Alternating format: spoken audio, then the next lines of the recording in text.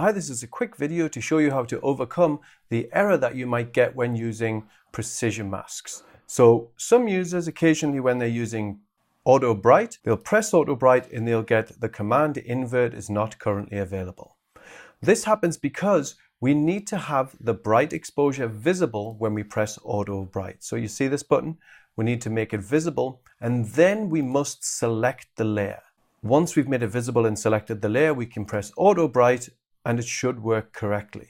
Now I'm going to cancel that just to show you the correct steps for using precision masks. So, and guys, when using precision masks, if you find your image is a little bit dark or a little bit flat, use this fix dark blend. Select the dark exposure and press this and it might fix some of the problems you're having. And also look at my exposure blend like an expert course, which will teach you how to exposure blend properly.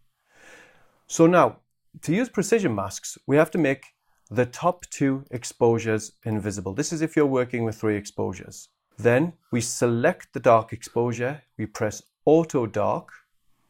When that's finished, we can cycle through the different masks, these numbers here. And I'm going to go with number 2. Then we press select. Now the dark layer should say blended.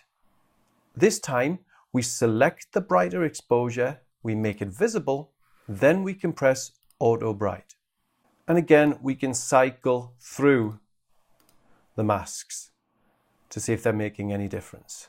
And I'm going to go with 3.